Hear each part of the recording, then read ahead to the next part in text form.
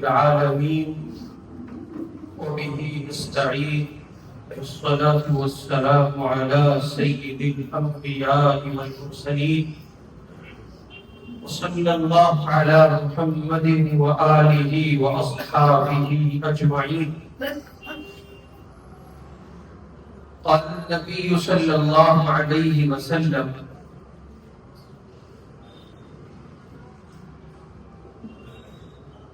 لا يؤمن أحدكم حتى يكون هواه تبعا لما جئت به أو كما قال عليه الصلاة والسلام. بزرگان محترم، ہم اور آپ انسان ہیں. اللہ تعالیٰ نے ہمارے اور آپ کے اندر ایسے دو مادے رکھے ہیں کہ جن کی بنیاد پر ہم اور آپ خیر و شر کی راہ سے گزرتے ہیں. ہم اور آپ کتنے بھی بڑے نیکی کے پیمانے اور منصب کے قابل ہو جائیں، لیکن انسانی فطرت کا جو خمیر ہمارے اور آپ کے اندر رکھا گیا ہے، ہم کسی صورت اس کے سوا، اس سے علیحدہ، اس سے جدا، اور انسانی فطرت کا جو مزاج اللہ تعالیٰ نے بنایا ہے اس کے سوا ہم نہیں جا سکتے. مثلا یہ کہ ایک انسان اس بات کا مدعی نہیں ہو سکتا کہ وہ گناہ نہیں کر سکتا یا اس سے گناہ نہیں ہو سکتا، اس لیے کہ پروردگار نے یہ خبیر رکھا. اللہ تعالیٰ نے بندوں کے اندر ایسا مادہ رکھا ہے کہ ان سے گناہ ہوگا. انسان اگر ہے تو گناہ کا خیال آنا، گناہ کی راہ سے گزرنا اور گناہ کر جانا یا بندے کی ذات سے گناہ ہو جانا، یہ 100% ممکن ہے. اور اگر انسانی دنیا سے نہیں ہے تو پھر تو فرشتہ ہے، اور ظاہر ہے کہ ہم اور آپ فرشتے نہیں ہیں. اسی پر اللہ تعالیٰ نے قرآن مجید میں کہا ہے: والشمس وضحاها والقمر إذا تلاها والنهار إذا جلاها والليل إذا يغشاها والسماء وما بناها والأرض وما طحاها ونفس وما سواها. 6 بڑی چیزوں کی قسم کھائی اور پھر قسم کھائی انسان کے نفس کی. کیوں؟ اللہ تعالیٰ قرآن مجید میں آگے فرمائے: فَأَلْهَمَهَا فُجُورَهَا وَتَقْوَاهَا. انسان کا نفس بھی کوئی بڑی چیز ہے. جی ہاں، وہ بھی ایک بڑی چیز ہے. اس لیے کہ جب انسان کا نفس قابو میں ہو جائے اور بندہ اپنے نفس پر، اپنے من پر، اپنے دل و دماغ کی دنیا پر قابو پا لیں گے، تب نتائج یہ نکلتے ہیں کہ وہ اللہ کے نیکوکار اور پرہیزگار بندوں کی صف کا حصہ ہوتا ہے. اور جب آدمی طاعت کی راہ سے ہٹ جائے اور خدا کے باغی بندوں کی صف کا حصہ ہو جائے اور اس کا مادہ شر نفس کی دنیا پر غالب آ جائے اور اس کا نفس بے لگام ہو جائے، بے قابو ہو جائے، وہ اس پر دسترس حاصل نہ کر سکے، قابو نہ پا سکے.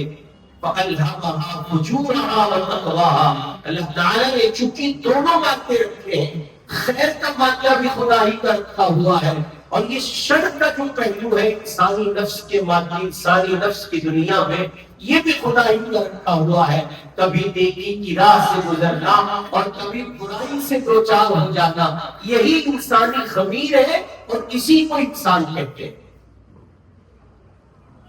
اور انسانی دنیا میں جو اصلاحات ممکن ہوتی ہیں، انسانی دنیا میں جو ترقی ممکن ہوتی ہے، انسانی دنیا میں انسانوں کا جو عروج اور بلندی ممکن ہوتا ہے، وہ دراصل اسی وقت ممکن ہوتا ہے جب انسان اپنے نفس پر قابو پا سکے اور اس مادہ خیر کو اپنے نفس پر قابو پا کر دن بھر کی ایکٹیویٹیز پر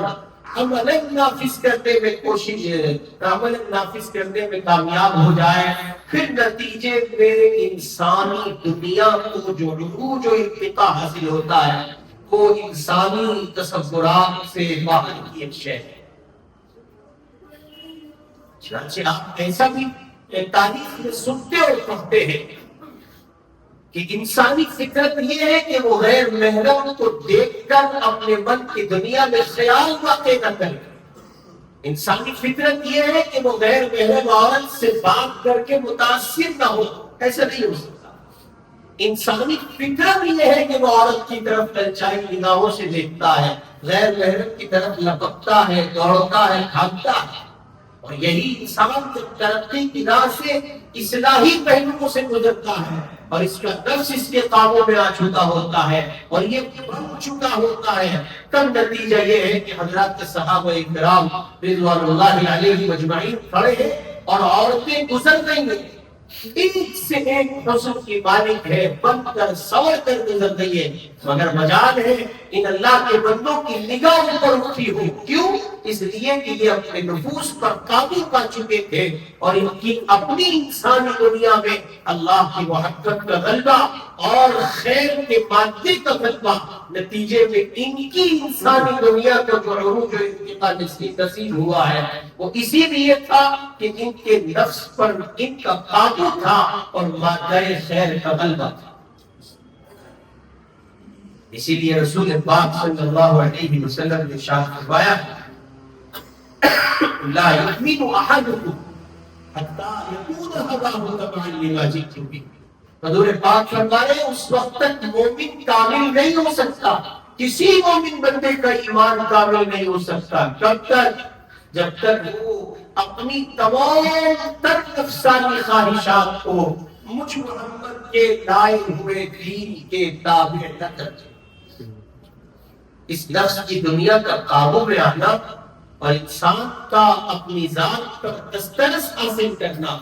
اور خود سے خدا تک پہنچنے کا سفر طے کرنا اور خود پر قابو پانا، یہ اسی وقت ممکن ہے جب انسان اپنی نفسانی دنیا پر قابو پا سکے، اور نفسانی دنیا پر قابو پانے کا واحد راستہ ہے رسول اللہ صلی اللہ علیہ وسلم کے دین کے خود کو تابع۔ سارا عالم اسلام، ساری دنیا کے مسلمان اگر دنیا کے کسی خطے پر کہیں کسی مشکل سے دوچار ہیں تو یہ بات ان مسلمانوں کو بہت اچھے سے سمجھ لینا چاہیے کہ ان کی پستی اور ان کی ناکامی اور پسماندگی کا بنیادی سبب اللہ کے دین سے دوری ہے۔ ایک مسلمان کے لیے جتنا ہوا لازم و ضروری ہے، جتنا پانی لازم و ضروری ہے، اور جتنا ہوا پانی اس کے لیے ضروری ہے، کھانا پینا ضروری ہے، اور اس کے انسانی وجود کا، جسمانی وجود کا تحفظ جس طرح ان اشیاء پر منحصر ہے، ٹھیک اسی طرح مسلمانوں کی مسلمانی اور اسلامی دنیا کا تحفظ اور اس کی بقا کا ممکن راستہ محمد رسول اللہ صلی اللہ علیہ وسلم کا دین ہے۔ اسی صورت اس بات کو نکارا نہیں جا سکتا، اور ساری دنیا اگر مذہب سے بیزاری کا اعلان کرے اور ساری دنیا اس کا اقرار و اظہار کرے کہ وہ کسی مذہب کو اپنے وجود پر نافذ نہیں کرنا چاہتی اور وہ اپنے وجود پر کسی مذہب کو لاگو نہیں کرنا چاہتی ہے اور مذہب کی ہم آہنگی سے اس کے ساتھ وہ جینا نہیں چاہتی ہے، تو ساری دنیا کی بات تسلیم کر لی جائے گی سوائے مسلمان کے۔ مسلمان اگر یہ کہتا ہے کہ وہ مذہب کو قبول نہیں کرتا، مذہبی رواداری، مذہبی خیر خواہی اور مذہبی شناخت کو قبول نہیں کرتا ہے، تو ساری دنیا کے لوگوں کی بات تسلیم ہوگی لیکن مسلمان کی نہیں ہوگی، اور اس سے یہ کہا جائے گا یا تم اس کا اعلان کرو کہ تم مذہبی نہیں ہو، یا تم اس کا اعلان کرو کہ مذہب اسلام سے تمہارا کوئی تعلق نہیں ہے، یا تم اس کا اعلان کرو کہ اسلام تمہارے گھروں اور تمہارے وجود اور تمہاری تحریر پر کبھی نہیں تھا اور نہ تم نے اس کو قبول کیا اور نہ تم اس کا سہارا لیتے ہو، یا یہ شناخت مٹاؤ یا پھر اعلان کہہ دو کہ ہم مسلمان نہیں ہیں اور ہمارا اسلام سے کوئی تعلق نہیں۔ لیکن اگر آپ مسلمان ہیں اور اسلام قدم بھرتے ہیں اور مسلمان پہچانے جاتے ہیں، مسلمان ہونے کی حیثیت سے آپ کا معاشرے میں، سماج میں انٹروڈکشن ہے اور مسلمان ہونا آپ کا تعارف ہے، تو اللہ کے بندو، زندگی کے تمام تر نشے و فراز میں، ہر مشکل و آسان گھڑی میں، ہر غم و خوشی کے موقع پر آپ کے میرے ذمہ لازم ہے کہ اسلام کو مقدم رکھیے۔ اور یہ گنہگار آپ کی خدمت میں پچھلے 2 سالوں سے چیخ چیخ کر یہ بات کہہ رہا ہے، اپنی تہذیب کی حفاظت کیجئے۔ اگر آپ تہذیب بچانے میں کامیاب ہو جاتے ہیں تو نتیجے میں مذہب بچے گا، اور اگر آپ تہذیب محفوظ نہیں کر پاتے ہیں تو مذہب بچانے کی کسی صورت ضمانت نہیں دی جا سکتی۔ دنیا میں کوئی قوم آتی ہے، کوئی مذہب اختیار کرتی ہے، اس مذہب کی روشنی میں اس کی تہذیب قرار پاتی ہے، اس تہذیب کے سائے وہ جیتی ہے، معاشرے کے افراد اس کو دیکھتے ہیں اور تسلیم کرتے ہیں، اس کا تعارف اس مذہب کے حوالے سے جس مذہب کی روشنی میں وہ تہذیب پر جی رہا۔ مذہب اسلام میں آپ کو سر ڈھانپنا، اس کا حکم فرمایا، یہ آپ کی تہذیب کا حصہ ہے۔ مذہب اسلام نے آپ کو ایسے لباس کے پہننے کا حکم دیا جو ساتر ہو، ایسا لباس پہننے کا حکم دیا جس لباس کے پہننے سے جسم کی ساکھ نہ چھلکتی ہو، ایسا لباس پہننے کا حکم دیا جو پردے سے قریب تر ہو، آپ کے اعضائے جسم کی ساکھ کو نمایاں نہ کرتا ہو۔ مذہب اسلام نے آپ کے گھر کی عورتوں کو پابند کیا ہے پردے کا، اس نے پابند کیا ہے آپ کے گھر کی عورتوں کو راستہ چلتے ہوئے کنارے چلنے کا، آپ کے گھر کی، میرے گھر کی خواتین کو مذہب اسلام نے پابند کیا ہے کہ وہ غیر محرم سے بات کرے تو ذرا لب و لہجے میں سختی رکھے اور نگاہیں جھکا کر بات کرے، سامنے والے کے من میں کوئی محنت پیدا نہ ہونے پائے۔ یہ سب اسلامی تہذیب کا حصہ ہے۔ مسلمان کو دیکھے گا سلام کرے گا، مسلمان سے ملے گا تو سلامتی کی دعا کے ساتھ ملے گا، اور یہ اپنی تہذیب کو واضح کرتے ہوئے بتائے گا یہ مسلمان ہے، اس کا تعلق اسلام سے ہے۔ مسلمان سے ملے گا تو وہ خدا کی خیر کی بات نہیں کرے گا، خدا کی بات کرے گا، اس لیے کہ اس کا تعلق توحید سے ہے، شریعت سے ہے، اسلام سے ہے، ایمان سے ہے، قرآن سے ہے۔ اور مسلمان اگر اپنی اس تہذیب کو چھوڑتا ہے اور وہ اغیار کے نقش قدم پر چلتا ہے، اغیار کی تہذیب کو فالو کرتا ہے، اغیار کی تہذیب کو سر پر رکھتا ہے، اور اس کے اختیار کرنے میں وہ کسی طرح کا پس و پیش کا شکار نہیں ہوتا، تو آج تہذیب کا اوپر رکھی ہے، وہ دن دور نہیں ہوگا جب مذہب تو خیر بات کہنا پڑے گا اور کوئی آپ کے مذہب کی حفاظت کو یقینی نہیں بنا سکے گا۔ اس سلسلے میں بہت سنجیدہ ماحول میں آپ کی خدمت میں ایک بات عرض کرتا ہوں۔ مجھے کوئی اللہ معاف کرے ایسا نہیں ہے کہ مجھے کوئی خدائی بہر ہے، میں جان بوجھ کر اس کا تذکرہ کرنا لازم نہیں سمجھتا ہوں، لیکن چونکہ اس کے سوا ایگزامپل نہیں ہے معاشرے میں، اس لیے میں یہ پیش کر رہا ہوں۔ مثلا جیسے ہماری مسلم لیڈرشپ، وہ اپنی لیڈرشپ کو محفوظ رکھنے کے لیے ہمارے برادران وطن غیر مسلم بھائیوں کی مذہبی رسومات میں اس درجے شرکت کرتے ہیں کہ نتیجے میں ان کا ایمان ان کو خیر بات کے جھکا ہوتا ہے۔ اور پھر نیچے آ جائے گا، ظاہر ہے کہ لیڈرشپ کیسی ہوگی، رہنما جیسے ہوگی، تو پھر نیچے جب آئیں گے تو عوام کا جو پلیٹ فارم ہے، عام مسلمان جو اللہ کے بندے ہیں، ان کا حال بھی کچھ مختلف نہیں ہے۔ ہم دیکھتے ہیں کہ غیر مسلم برادران وطن جن کے ساتھ ہم تعلقات بنائے ہوئے ہیں، کاروباری ہمارے ریلیشن شپ ہے، اور جن کے ساتھ ہم دن رات رہتے ہیں، اٹھتے ہیں، بیٹھتے ہیں، چلتے ہیں، پھرتے ہیں، کھاتے ہیں، پیتے ہیں، اور ان سے ہمارے سماجی تعلقات ہیں، ان سے ہمارے زمینی تعلقات ہیں، ان سے ہمارے ملکی تعلقات ہیں، یہ تمام تعلقات کی کنڈیشن اپنی جگہ ہے، لیکن ہم دیکھتے ہیں کہ غیر محسوس طریقے پر ان کی تہذیب ہمارے اندر چلی آئی۔ مثلاً ایک زمانہ تھا کہ اگر مسلمان مسجد میں نماز پڑھ رہا ہے اور اس کی مسجد کے سامنے سے برادران وطن یا اس کے سوا کوئی گزر جائے اور گزر کر وہ کوئی ایسی اوچھی حرکت کر جائے جس سے اللہ کے گھر کا اپمان، اس کا احترام جو ہے پامال ہوتا ہو اور اپمان ہوتا ہو، مسلمان اس کو برداشت نہیں کرتے تھے۔ اور غالباً 1930 میں مالے کوٹلا میں مسلمانوں کی مسجد کے سامنے سے غیر مسلموں کی ایک بارات ان تاشوں کے ساتھ گزر گئی تو مسلمانوں نے اس کو قبول نہیں کیا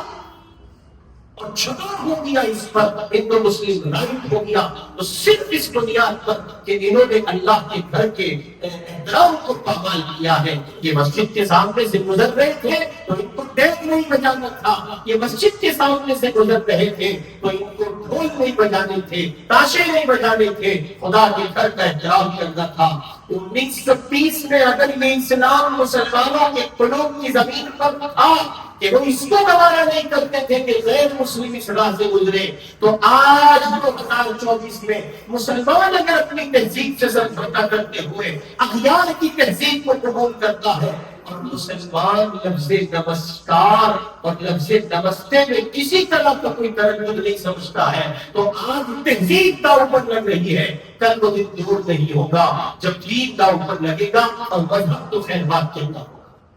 اللہ میری آپ کی سب کی حفاظت فرمائے۔ اور بہت حساس ہو کر آپ کی خدمت میں عرض کر رہا ہوں، آپ کسی ایسے دین کے مالک نہیں ہے جس کی زمین تنگ ہے، آپ کسی ایسے دین کے مالک نہیں ہے جس کی زمین اتنی تنگ ہے کہ وہ آپ کو کسی مشکل گھڑی میں راستہ نہ دکھا سکے۔ اللہ کے بندوں، آپ دنیا میں بسنے والے ان افراد میں ہو، آپ کا شمار اللہ کے ان بندوں میں ہے، اور آپ کو مسلمان کہا جاتا ہے کہ جن کے پاس مذہب کی، دین کی ایک ایسی زمین ہے کہ ساری دنیا کو اس زمین پر آنا ہے، وہ دن دور نہیں ہوگا جب محمد رسول اللہ کا لایا ہوا دین اس زمین کے ہر کچے پکے گھر کا حصہ ہوگا۔ آپ سمجھتے ہیں یورپ کی سرزمین پر اتنی تیزی سے اسلام کیوں پھیل رہا؟ آپ کو اندازہ ہے یورپین کلچر کے لوگ اپنے کلچر سے عاری ہو کر، بے بس و لاچار ہو کر اس تہذیب پہ کیوں لوٹ رہے ہیں جس تہذیب کو محمد رسول اللہ صلی اللہ علیہ وسلم نے نافذ کیا تھا۔ یورپین ممالک کا دن اور رات کا شیڈول اٹھائیے، یورپین ممالک میں شام 6 بجے کے بعد رات ہونا اب یقینی ہونے لگا۔ رات گئے تک ڈسکو کلب نہیں چلتے ہیں، وہ سویرے سونے کو ترجیح دیتے ہیں، سویرے اٹھنے کو ترجیح دیتے ہیں۔ یہ اسلامی تہذیب کا حصہ ہے۔ وہ فجر کے بعد سونے کو ممنوع سمجھتا ہے، یہ اسلامی تہذیب کا حصہ ہے۔ انگریز کو جب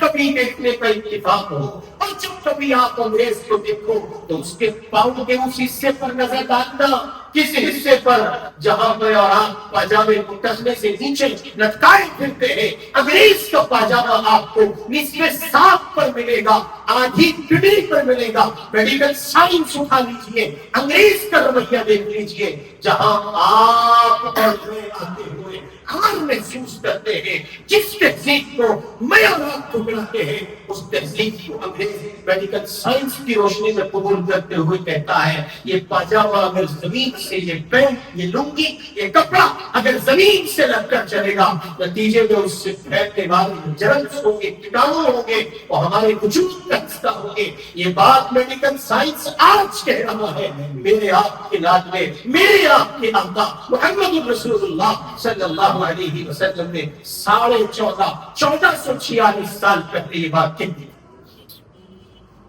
مسلمان اپنی تہذیب کو ٹھکرا رہا ہے غیر محسوس طریقے پر۔ برادران مدر، آپ کو تہذیب کے حوالے سے اچھے لگتے ہیں؟ جملہ بہت سخت ہو جائے گا،